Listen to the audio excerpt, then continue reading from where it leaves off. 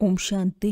ಇಂದಿನ ದಿನಾಂಕ 15/10/2025. ಪ್ರಾರ್ಥ ಮುರಳಿ ಬಾಪ್ತಾದ ಮಧುಬನ.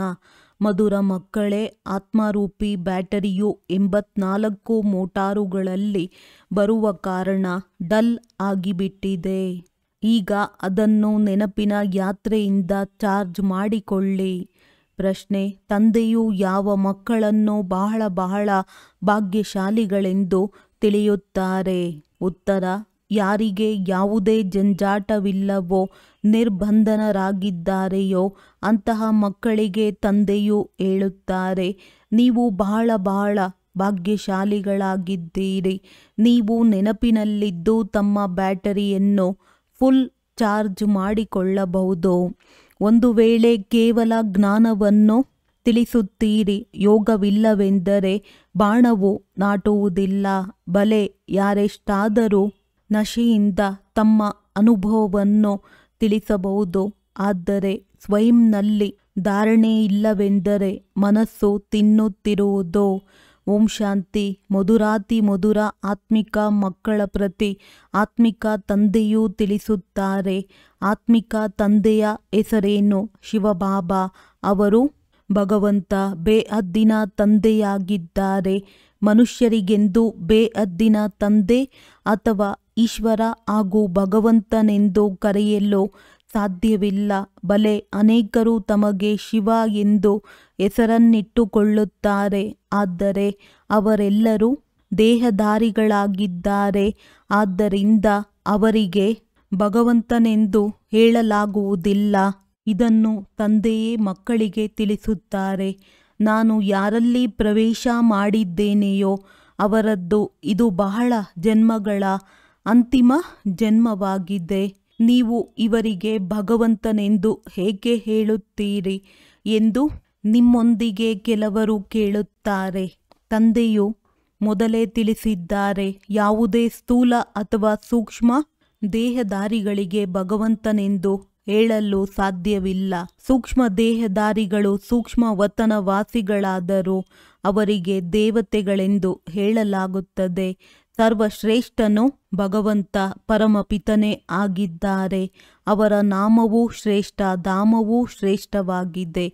ತಂದೆಯು ಎಲ್ಲ ಆತ್ಮಗಳ ಸಹಿತ ಅಲ್ಲಿ ನಿವಾಸ ಮಾಡುತ್ತಾರೆ. ಅವರು ಕುಳಿತುಕೊಳ್ಳುವಿಕೆಯು ಶ್ರೇಷ್ಠವಾಗಿದೆ. ವಾಸ್ತವದಲ್ಲಿ ಅವರಿಗೆ ಕುಳಿತುಕೊಳ್ಳುವ ಸ್ಥಾನವಿಲ್ಲ. ಹೇಗೆ ನಕ್ಷತ್ರಗಳು ಎಲ್ಲಿಯಾದರೂ ಕುಳಿತಿವೆಯೇ, ನಿಂತಿವೆಯಲ್ಲವೇ, ನೀವಾತ್ಮಗಳೂ ಸಹ ತಮ್ಮ ಶಕ್ತಿಯಿಂದ ಅಲ್ಲಿ ಹೋಗಿ ನಿಲ್ಲುತ್ತೀರಿ. ನಿಮಗೆ ಇಂತಹ ಶಕ್ತಿ ಸಿಗುತ್ತದೆ, ನೀವು ಅಲ್ಲಿ ಹೋಗಿ ನಿಲ್ಲುತ್ತೀರಿ. ತಂದೆಯ ಹೆಸರೇ ಆಗಿದೆ ಸರ್ವಶಕ್ತಿವಂತ. ಅವರಿಂದ ಶಕ್ತಿ ಸಿಗುತ್ತದೆ. ಆತ್ಮವು ಅವರನ್ನು ನೆನಪು ಮಾಡುತ್ತದೆ.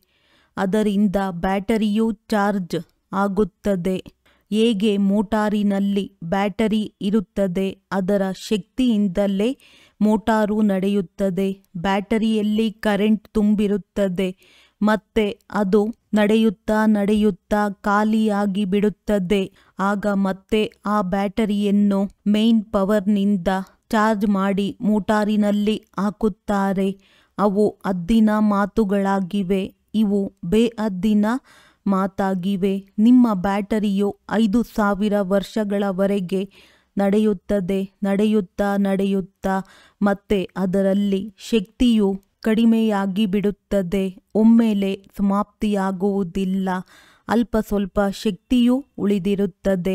ಹೇಗೆ ಬ್ಯಾಟರಿಯಲ್ಲಿ ಬೆಳಕು ಮಂದವಾಗಿ ಬಿಡುತ್ತದೆ ಎಲ್ಲವೇ, ಆತ್ಮವೇ ಈ ಶರೀರದ ಬ್ಯಾಟರಿಯಾಗಿದೆ. ಇದು ಸಹ ಚಾರ್ಜ್ ಕಡಿಮೆಯಾಗಿ ಬಿಡುತ್ತದೆ. ಬ್ಯಾಟರಿಯು ಈ ಶರೀರದಿಂದ ಬಿಟ್ಟು ಹೋಗುತ್ತದೆ. ಮತ್ತೆ ಎರಡನೆಯದು ಮೂರನೆಯ ಮೋಟಾರಿನಲ್ಲಿ ಹೋಗಿ ಸೇರುತ್ತದೆ. ಅದು 84 ಮೋಟಾರುಗಳಲ್ಲಿ ಹೋಗುತ್ತದೆ. ಆದ್ದರಿಂದ ಈಗ ತಂದೆಯು ತಿಳಿಸುತ್ತಾರೆ, ನೀವು ಎಷ್ಟು ಮಂದ ಬುದ್ಧಿಯವರು, ಕಲ್ಲು ಬುದ್ಧಿಯವರಾಗಿ ಬಿಟ್ಟಿದ್ದೀರಿ. ಈಗ ಮತ್ತೆ ನಿಮ್ಮ ಬ್ಯಾಟರಿಯನ್ನು ತುಂಬಿಸಿಕೊಳ್ಳಿ. ತಂದೆಯ ನೆನಪಿನ ವಿನಃ ಆತ್ಮವೆಂದು ಪವಿತ್ರವಾಗಲು ಸಾಧ್ಯವಿಲ್ಲ. ಒಬ್ಬರೇ ಸರ್ವಶಕ್ತಿವಂತ ತಂದೆಯಾಗಿದ್ದಾರೆ. ಅವರೊಂದಿಗೆ ಬುದ್ಧಿಯೋಗವನ್ನಿಡಬೇಕಾಗಿದೆ. ನಾನು ಯಾರಾಗಿದ್ದೇನೆ, ಹೇಗಿದ್ದೇನೆ, ಹೇಗೆ ನೀವಾತ್ಮಗಳ ಬ್ಯಾಟರಿಯು ಖಾಲಿಯಾಗುತ್ತದೆ ಎಂದು ತಂದೆಯು ತಾವೇ ಪರಿಚಯವನ್ನು ಕೊಡುತ್ತಾರೆ. ನಾನೀಗ ನಿಮಗೆ ಸಲಹೆ ಕೊಡುತ್ತೇನೆ. ನನ್ನನ್ನು ನೆನಪು ಮಾಡಿದರೆ ನಿಮ್ಮ ಬ್ಯಾಟರಿಯು ಸತೋಪ್ರಧಾನ ಫಸ್ಟ್ ಕ್ಲಾಸ್ ಆಗಿಬಿಡುವುದು. ಪವಿತ್ರರಾದರೆ ಆತ್ಮವು 24 ಕ್ಯಾರೆಟ್ ಚಿನ್ನದಂತಾಗಿ ಬಿಡುತ್ತದೆ. ಈಗ ನೀವು ಮೇಣದಂತಾಗಿ ಬಿಟ್ಟಿದ್ದೀರಿ. ಶಕ್ತಿಯೆಲ್ಲವೂ ಸಮಾಪ್ತಿಯಾಗಿದೆ. ಆ ಶೋಭೆಯೂ ಇಲ್ಲ. ಈಗ ತಂದೆಯು ನೀವು ಮಕ್ಕಳಿಗೆ ತಿಳಿಸುತ್ತಾರೆ, ಮುಖ್ಯ ಮಾತಾಗಿದೆ ಯೋಗದಲ್ಲಿರುವುದು ಮತ್ತು ಪವಿತ್ರರಾಗುವುದು. ಇಲ್ಲದಿದ್ದರೆ ಬ್ಯಾಟರಿಯು ತುಂಬುವುದಿಲ್ಲ, ಯೋಗವು ಇಡಿಸುವುದಿಲ್ಲ. ಬಲೆ ಅರ್ಧಂಬರ್ಧ ಜ್ಞಾನಿಗಳು ಅನೇಕರಿದ್ದಾರೆ, ಜ್ಞಾನವನ್ನು ತಿಳಿಸುತ್ತಾರೆ, ಆದರೆ ಆ ಸ್ಥಿತಿ ಇಲ್ಲ.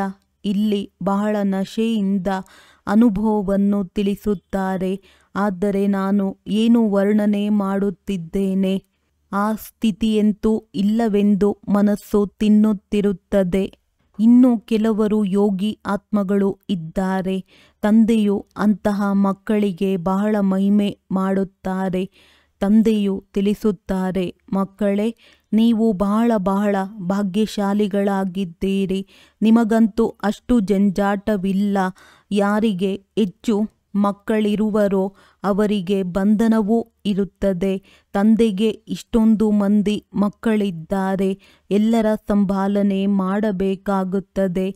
ತಂದೆಯನ್ನು ನೆನಪು ಮಾಡಬೇಕಾಗುತ್ತದೆ. ಪ್ರಿಯತಮನ ನೆನಪು ಪಕ್ಕಾ ಆಗಿಬಿಡಬೇಕು.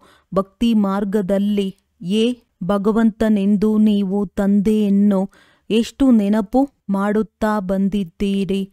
ಮೊಟ್ಟ ಮೊದಲಿಗೆ ಅವರ ಪೂಜೆಯನ್ನೇ ಮಾಡುತ್ತೀರಿ. ಮೊದಲು ನಿರಾಕಾರ ಭಗವಂತನಿಗೆ ಮಹಿಮೆ ಮಾಡುತ್ತಾರೆ. ಆ ಸಮಯದಲ್ಲಿ ನೀವು ಆತ್ಮ ಅಭಿಮಾನಿಗಳಾಗುತ್ತೀರೆಂದಲ್ಲ, ಆತ್ಮ ಅಭಿಮಾನಿಗಳ ಪೂಜೆ ಮಾಡುವುದಿಲ್ಲ. ತಂದೆಯು ತಿಳಿಸುತ್ತಾರೆ, ಮೊಟ್ಟ ಮೊದಲು ಭಕ್ತಿಯು ಆರಂಭವಾದಾಗ ಒಬ್ಬ ಶಿವತಂದೆಯ ಪೂಜೆ ಮಾಡುತ್ತಾರೆ. ಯಥಾ ರಾಜ ರಾಣಿ ತಥಾ ಪ್ರಜಾ, ಸರ್ವಶ್ರೇಷ್ಠನು ಭಗವಂತನೇ ಆಗಿದ್ದಾರೆ. ಅವರನ್ನೇ ನೆನಪು ಮಾಡಬೇಕಾಗಿದೆ.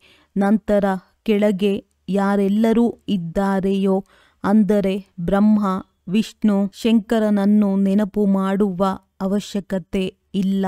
ಶ್ರೇಷ್ಠಾತಿ ಶ್ರೇಷ್ಠ ತಂದೆಯನ್ನೇ ನೆನಪು ಮಾಡಬೇಕಾಗಿದೆ. ಆದರೆ ಡ್ರಾಮಾದ ಪಾತ್ರವು ಈ ರೀತಿ ಇದೆ. ನೀವು ಕೆಳಗಿಳಿಯುವುದಕ್ಕಾಗಿ ಬಂಧಿತರಾಗಿದ್ದೀರಿ. ನೀವು ಹೇಗೆ ಕೆಳಗಿಳಿಯುತ್ತೀರಿ ಎಂಬುದನ್ನು ತಂದೆಯು ತಿಳಿಸುತ್ತಾರೆ. ಆದಿಯಿಂದ ಅಂತ್ಯದವರೆಗೆ, ಮೇಲಿನಿಂದ ಕೆಳಗಿನವರೆಗೆ ಪ್ರತಿಯೊಂದು ಮಾತನ್ನು ತಂದೆಯು ತಿಳಿಸುತ್ತಾರೆ. ಭಕ್ತಿಯೂ ಸಹ ಮೊದಲು ಸತೋಪ್ರಧಾನವಾಗಿರುತ್ತದೆ, ನಂತರ ಸತೋ ರಜೋ ತಮೋ ಆಗುತ್ತದೆ. ನೀವೀಗ ಪುನಃ ಸತೋಪ್ರಧಾನರಾಗುತ್ತಿದ್ದೀರಿ. ಇದರಲ್ಲಿಯೇ ಪರಿಶ್ರಮವಿದೆ. ಪವಿತ್ರರಾಗಬೇಕಾಗಿದೆ.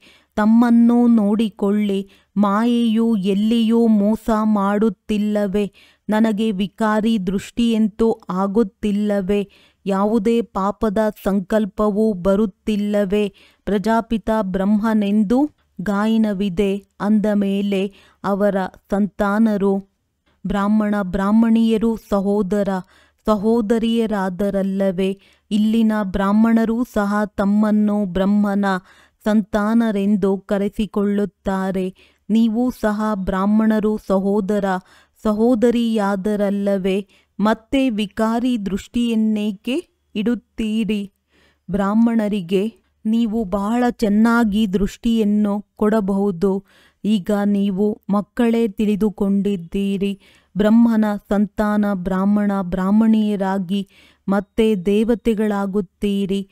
ತಂದೆಯು ಬಂದು ಬ್ರಾಹ್ಮಣ ದೇವಿ ದೇವತಾ ಧರ್ಮದ ಸ್ಥಾಪನೆ ಮಾಡುತ್ತಾರೆಂದು ಹೇಳುತ್ತಾರೆ. ಇದು ತಿಳಿದುಕೊಳ್ಳುವ ಮಾತಲ್ಲವೇ? ನಾವು ಬ್ರಹ್ಮನ ಸಂತಾನರು, ಸಹೋದರ ಸಹೋದರಿಯರಾದೆವು.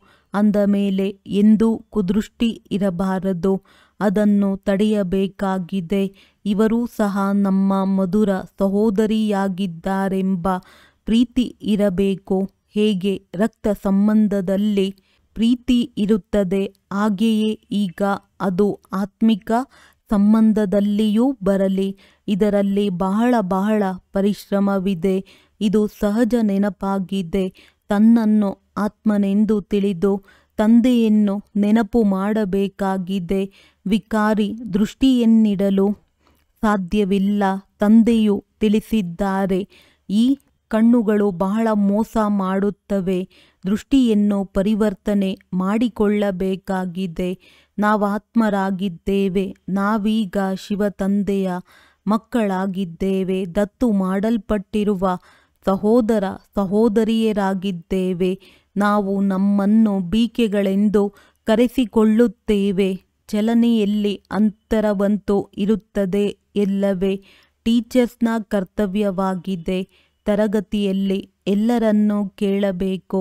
ನಮಗೆ ಸಹೋದರ ಸಹೋದರಿಯ ದೃಷ್ಟಿ ಇರುತ್ತದೆಯೇ, ಅಥವಾ ಏನಾದರೂ ಚಂಚಲತೆಯೂ ನಡೆಯುತ್ತದೆಯೇ ಎಂಬುದನ್ನು ನೀವು ತಿಳಿದುಕೊಂಡಿದ್ದೀರಾ?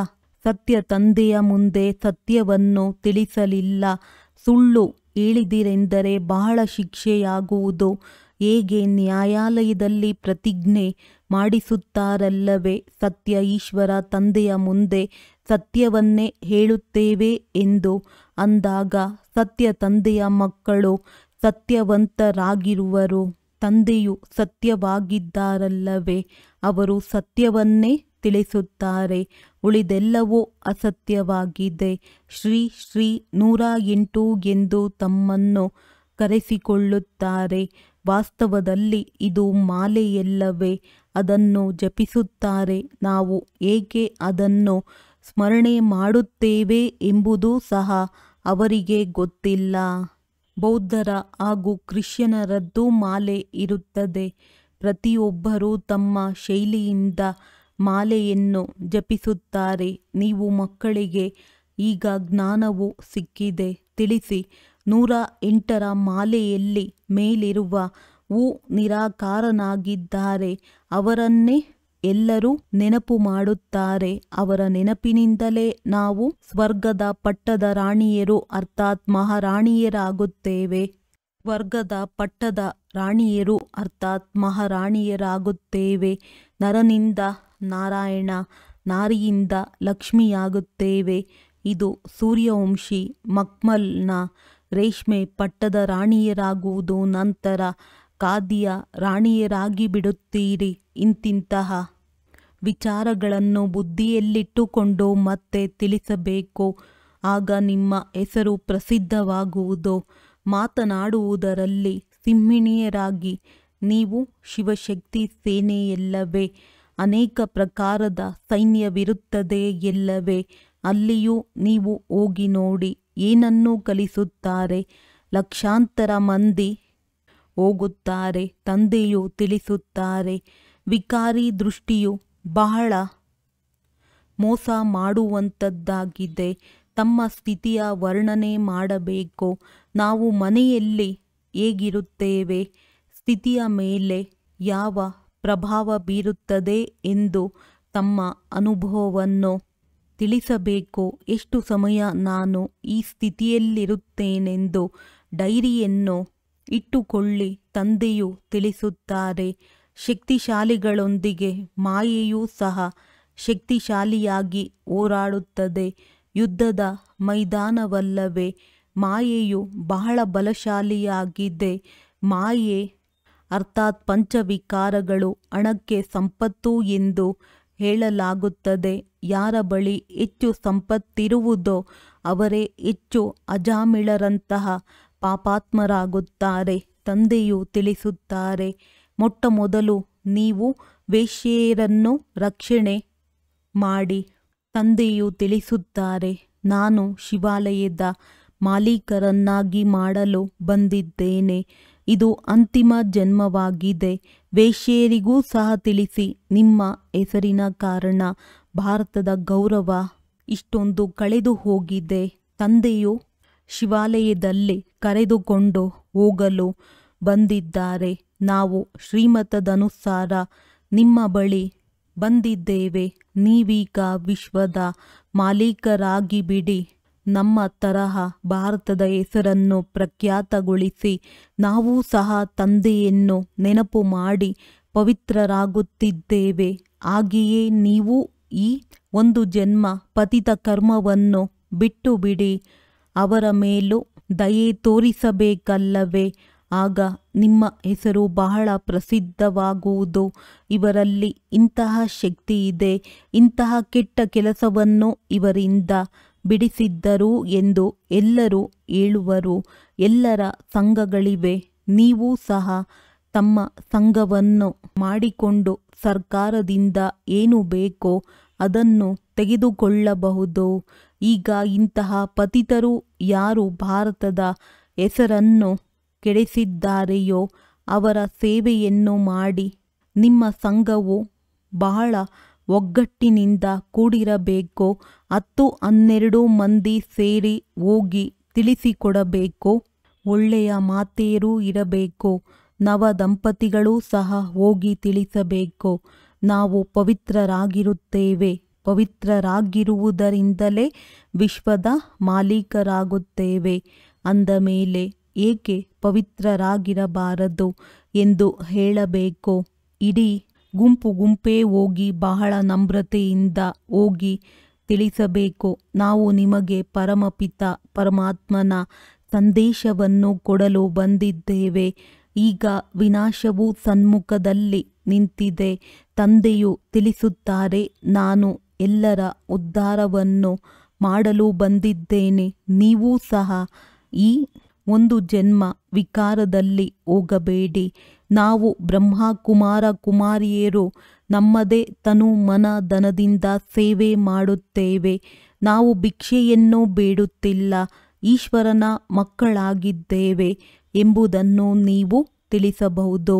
ಇಂತಹ ಪ್ಲಾನ್ ಮಾಡಿ ನೀವು ಸಹಯೋಗ ಕೊಡಲು ಸಾಧ್ಯವಿಲ್ಲವೆಂದಲ್ಲ. ಎಲ್ಲರೂ ವಾವ್ ಎನ್ನುವಂತಹ ಕಾರ್ಯ ಮಾಡಿ. ಇದರಿಂದ ಸಹಯೋಗ ಕೊಡುವಂಥವರು ಸಾವಿರಾರು ಮಂದಿ ಬರುತ್ತಾರೆ. ಹೀಗೆ ತಮ್ಮ ಸಂಘಟನೆ ಮಾಡಿಕೊಳ್ಳಿ. ಮುಖ್ಯವಾದವರನ್ನು ಆಯ್ಕೆ ಮಾಡಿಕೊಂಡು ಸೆಮಿನಾರ್ ಮಾಡಿ. ಮಕ್ಕಳನ್ನು ಸಂಭಾಲನೆ ಮಾಡುವವರಂತೂ ಮುಂದೆ ಅನೇಕರು ಬರುತ್ತಾರೆ. ನೀವು ಈಶ್ವರೀಯ ಸೇವೆಯಲ್ಲಿ ತೊಡಗಿರಿ. ಒಮ್ಮೆಲೆ ಸೇವೆಗಾಗಿ ತೊಡಗುವ ವಿಶಾಲ ಹೃದಯಿಗಳಾಗಬೇಕು. ಒಂದು ಕಡೆ ಈ ಸೇವೆ, ಇನ್ನೊಂದು ಕಡೆ ಗೀತೆಯ ಮಾತು. ಇವೆಲ್ಲ ಮಾತುಗಳನ್ನು ಸೇರಿಸಿ ತಿಳಿಸಿ. ನೀವು ಲಕ್ಷ್ಮೀ ನಾರಾಯಣರಾಗುವುದಕ್ಕಾಗಿಯೇ ಓದುತ್ತಿದ್ದೀರಿ ಅಂದ ಮೇಲೆ ಇಲ್ಲಿ ನೀವು ಮಕ್ಕಳಲ್ಲಿ ಪರಸ್ಪರ ಮತಭೇದವಿರಬಾರದು. ಒಂದು ವೇಳೆ ತಂದೆಯಿಂದ ಯಾವುದೇ ಮಾತನ್ನು ಮುಚ್ಚಿಡುತ್ತೀರಿ, ಸತ್ಯವನ್ನು ತಿಳಿಸುವುದಿಲ್ಲವೆಂದರೂ ಸಹ ತಮ್ಮದೇ ನಷ್ಟ ಮಾಡಿಕೊಳ್ಳುತ್ತೀರಿ. ಇನ್ನೂ 1ಕ್ಕೆ 100ರಷ್ಟು ಪಾಪವಾಗುತ್ತದೆ. ಒಳ್ಳೆಯದು ಮಧುರಾತಿ ಮಧುರ ಅಗಲಿ ಹೋಗಿ ಮರಳಿ ಸಿಕ್ಕಿರುವ ಮಕ್ಕಳ ಪ್ರತಿ ಮಾತ್ಪಿತಾ ಬಾಪ್ದಾದಾರವರ ನೆನಪು, ಪ್ರೀತಿ ಹಾಗೂ ಸುಪ್ರಭಾತ. ಆತ್ಮಿಕ ಮಕ್ಕಳಿಗೆ ಆತ್ಮಿಕ ತಂದೆಯ ನಮಸ್ತೆ. ಧಾರಣೆಗಾಗಿ ಮುಖ್ಯ ಸಾರ. ನಾವು ಮಧುರ ತಂದೆಯ ಮಕ್ಕಳಾಗಿದ್ದೇವೆ. ಪರಸ್ಪರ ಮಧುರ ಸಹೋದರ ಸಹೋದರಿಯರಾಗಿ ಇರಬೇಕಾಗಿದೆ. ಎಂದೂ ವಿಕಾರದ ದೃಷ್ಟಿಯನ್ನಿಡಬಾರದು. ದೃಷ್ಟಿಯಲ್ಲಿ ಯಾವುದೇ ಚಂಚಲತೆ ಇದ್ದರೆ ಆತ್ಮಿಕ ತಜ್ಞರಿಗೆ ಸತ್ಯವನ್ನು ತಿಳಿಸಬೇಕಾಗಿದೆ. ಎಂದೂ ಪರಸ್ಪರ ಮತಭೇದದಲ್ಲಿ ಬರಬಾರದು. ವಿಶಾಲ ಹೃದಯಿಗಳಾಗಿ ಸೇವೆ ಮಾಡಬೇಕಾಗಿದೆ. ತಮ್ಮ ತನು ಮನ ಧನದಿಂದ ಬಹಳ ನಮ್ರತೆಯಿಂದ ಸೇವೆ ಮಾಡಿ. ಎಲ್ಲರಿಗೆ ತಂದೆಯ ಪರಿಚಯ ಸಂದೇಶ ಕೊಡಬೇಕಾಗಿದೆ. ವರದಾನ: ಪ್ರತಿ ಕರ್ಮವೂ ಚರಿತ್ರೆಯ ರೂಪದಲ್ಲಿ ಗಾಯನ ಯೋಗ್ಯ ಮಾಡಿಕೊಳ್ಳುವಂತಹ ಮಹಾನ್ ಆತ್ಮಭವ. ಮಹಾನ್ ಆತ್ಮನು ಅವರಾಗಿದ್ದಾರೆ. ಯಾರ ಪ್ರತಿ ಸಂಕಲ್ಪ, ಪ್ರತಿ ಕರ್ಮವೂ ಮಹಾನ್ ಆಗಿರುತ್ತದೆ. ಒಂದು ಸಂಕಲ್ಪವು ಸಾಧಾರಣ ಅಥವಾ ವ್ಯರ್ಥವಾಗುವುದಿಲ್ಲ. ಯಾವುದೇ ಕರ್ಮವು ಸಾಧಾರಣ ಅಥವಾ ಅರ್ಥವಿಲ್ಲದಿರುವುದು ಆಗುವುದಿಲ್ಲ. ಕರ್ಮೇಂದ್ರಿಯಗಳ ಮೂಲಕ ಯಾವುದೇ ಕರ್ಮವಾಗಲಿ ಅದು ಅರ್ಥಸಹಿತವಾಗಿರುತ್ತದೆ. ಸಮಯವೂ ಸಹ ಮಹಾನ್ ಕಾರ್ಯದಲ್ಲಿ ಸಫಲವಾಗುತ್ತಿರಲಿ. ಆಗಲೇ ಪ್ರತಿಯೊಂದು ಚರಿತ್ರೆಯೂ ಗಾಯನ ಯೋಗ್ಯವಾಗುತ್ತದೆ. ಮಹಾನ್ ಆತ್ಮರುಗಳದ್ದೇ ನೆನಪಾರ್ಥ ಹರ್ಷಿತ ಮೂರ್ತಿ, ಆಕರ್ಷಣ ಮೂರ್ತಿ ಮತ್ತು ಅವ್ಯಕ್ತ ಮೂರ್ತಿಯ ರೂಪದಲ್ಲಿದೆ. ಸ್ಲೋಗನ್: ಮಾನ್ಯತೆಯ ಇಚ್ಛೆಯನ್ನು ಬಿಟ್ಟು ಸ್ವಮಾನದಲ್ಲಿ ಸ್ಥಿತರಾಗುತ್ತೀರೆಂದರೆ ಮಾನ್ಯತೆಯು ನೆರಳಿನ ಸಮಾನ ಹಿಂಬಾಲಿಸುತ್ತದೆ. ಅವ್ಯಕ್ತ ಸೂಚನೆ: ಸ್ವಯಂನ ಮತ್ತು ಸರ್ವರ ಪ್ರತಿ ಮನಸ್ಸ ಮೂಲಕ ಯೋಗದ ಶಕ್ತಿಗಳ ಪ್ರಯೋಗ ಮಾಡಿ. ಯಾವುದೇ ಸ್ಥೂಲ ಕಾರ್ಯ ಮಾಡುತ್ತಲೂ ಮನಸ್ಸಿನಿಂದ ವೈಬ್ರೇಷನ್ ಹರಡಿಸುವ ಸೇವೆಯನ್ನು ಮಾಡಿ. ಹೇಗೆ ಯಾವುದೇ ವ್ಯಾಪಾರಸ್ಥರಿದ್ದರೆ ಸ್ವಪ್ನದಲ್ಲಿಯೂ ತಮ್ಮ ವ್ಯಾಪಾರವನ್ನೇ ನೋಡುತ್ತಾರೆ, ಹಾಗೆಯೇ ನಿಮ್ಮ ಕೆಲಸವಾಗಿದೆ ವಿಶ್ವ ಕಲ್ಯಾಣ ಮಾಡುವುದು. ಇದೇ ನಿಮ್ಮ ಉದ್ಯೋಗವಾಗಿದೆ. ಈ ಉದ್ಯೋಗವನ್ನು ಸ್ಮೃತಿಯಲ್ಲಿಟ್ಟುಕೊಂಡು ಸದಾ ಸೇವೆಯಲ್ಲಿ ಬ್ಯುಸಿಯಾಗಿರಿ. ಒಂದು ವೇಳೆ ಸೇವೆಯ ಫಲ ಸಿಕ್ಕಿದರೆ ಮಾಯಾಜೀತ್ ಸಹಜವಾಗುವಿರಿ. ಅದಕ್ಕಾಗಿ ಯಾವಾಗಾದರೂ ಬುದ್ಧಿಗೆ ಸಮಯ ಸಿಕ್ಕಿದರೆ ಸೇವೆಯಲ್ಲಿ ತೊಡಗಿಬಿಡಿ. ಒಳ್ಳೆಯದು. ಓಂ ಶಾಂತಿ. ಒಳ್ಳೆಯದು. ಓಂ ಶಾಂತಿ.